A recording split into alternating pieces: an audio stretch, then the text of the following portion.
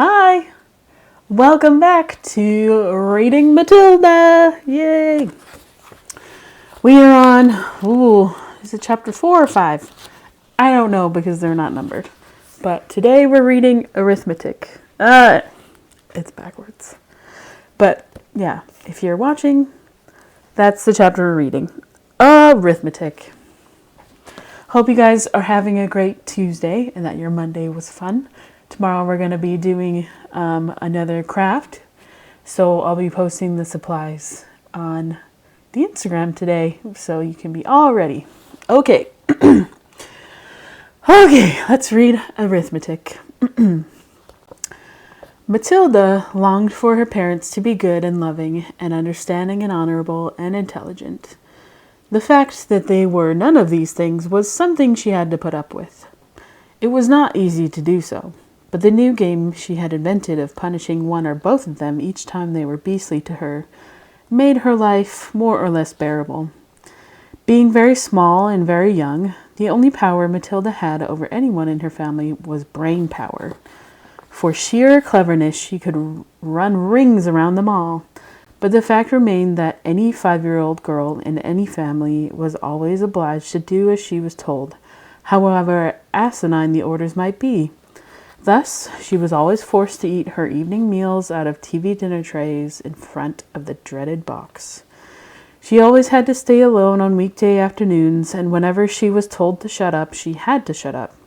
Her safety valve, the thing that prevented her from going round the bend, was the fun of devising and dishing out these splendid punishments, and the lovely thing was that they seemed to work, at any rate for short periods. The father in particular became less cocky and unbearable for several days after receiving a dose of Matilda's magic medicine.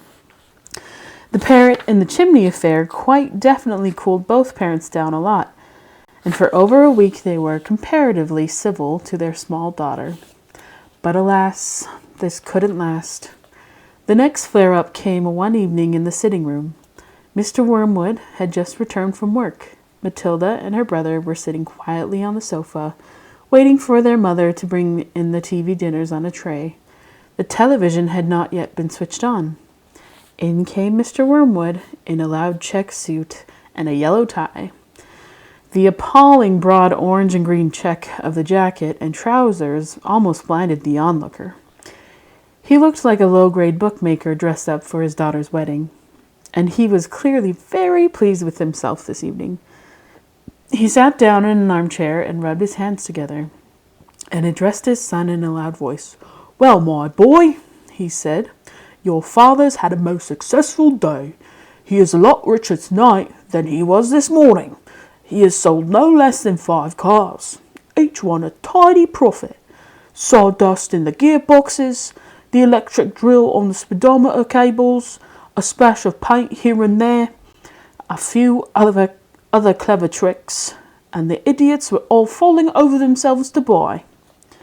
He fished a bit of paper from his pocket and studied it. "Listen, boy," he said, addressing the son and ignoring Matilda. "Seeing as you'll be going into this business with me one day, you've got to know how to add up the profits you make at the end of each day. Go and get yourself a pad and pencil. Let's see how clever you are." The son obediently left the room and returned with the writing materials. "Write down these figures," the father said, reading from his bit of paper. "Car number 1 was bought by me for £278 and sold for £1,425. Got that?" The 10-year-old boy wrote the 2 separate amounts down slowly and carefully. "Car number 2, the father went on, "cost me £118 and sold for £760. Got it?" "Yes, Dad," the son said. "I've got that." "Here's the picture," Mr. Wormwood telling Michael. "All the figures." All right. "Car number 3 cost £111 and sold for £999.50. "Say that again," the son said. "How much did it sell for?" £999.50, the father said. "And that, by the way, is another of my nifty little tricks to diddle the customer. Never ask for a big round figure. always go just below it. Never say £1,000, always say 999.50. It sounds much less, but it isn't. Clever, isn't it? Very, the son said. You're brilliant, Dad. Car number 4 cost £86. A real wreck that was, and sold for £699.50. Not too fast, the son said, writing the numbers down. Right, I've got it. Car number 5 cost £637 and sold for £1,649.50. You got all those figures written down, son? Yes, Daddy, the boy said, crouching over his pad and carefully writing. Very well, the father said. Now work out the profit I made on each of the 5 cars and add up the total. Then you'll be able to tell me how much money your rather brilliant father made altogether today. That's a lot of sums, the boy said. Of course it's a lot of sums, the father answered. But when you're in big business like I am, you've got to be hot stuff at arithmetic. I've practically got a computer inside my head. Took me less than 10 minutes to work the whole thing out. You mean you did it in your head, Dad? The son asked, goggling. Well, not exactly, the father said. Nobody could do that. But it didn't take me long. When you're finished, tell me what you think my profit was for the day. I've got the final total written down here, and I'll tell you if you're right. Matilda said quietly, Dad, you made exactly £4,303.50 altogether. Don't butt in, the father said. Your brother and I are busy with high finance. But Dad... Shut up, the father said. Stop guessing and trying to be clever. Look at your answer, Dad, Matilda said gently. If you've done it right, it ought to be £4,303.50. Is that what you've got, Dad? The father glanced down at the paper in his hand. He seemed to stiffen. He became very quiet. There was a silence. Then he said, Say that again. £4,303.50, Matilda said.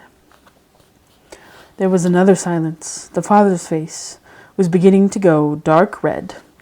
I'm sure it's right, Matilda said.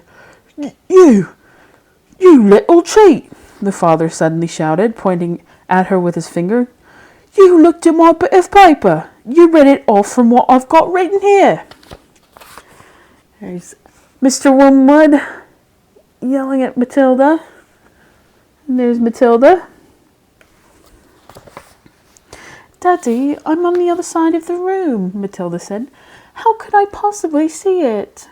Don't give me that rubbish, the father shouted. Of course you looked. You must have looked. No one in the world could give you the right answer just like that, especially a girl. You're a little cheat, madam, that's what you are, a cheat and a liar. At that point, the mother came in carrying a large tray on which there were 4 suppers. This time it was fish and chips, which Mrs. Wormwood had picked up in the fish and chip shop on her way home from bingo. It seemed that bingo afternoons left her so exhausted, both physically and emotionally, that she never had enough energy left to cook an evening meal. So if it wasn't TV dinners, it had to be fish and chips. What are you looking so red in the face about, Harry? She said as she put the tray down on the coffee table. Your daughter's a cheat and a liar, the father said, taking his plate of fish and placing it on his knees. Turn the telly on and let's not have any more talk. All right. So that's the end of that chapter. Tomorrow at 3 we'll read The Platinum Blonde Man. Hope you enjoyed today, and yeah, we'll see you tomorrow at 2 for the activity and 3 o'clock for the next chapter of Matilda. And just so you know, fish and chips means fish and french fries. Chips in the UK mean french fries. They call them chips. I don't know why. They just do. All right, have a great day. Bye.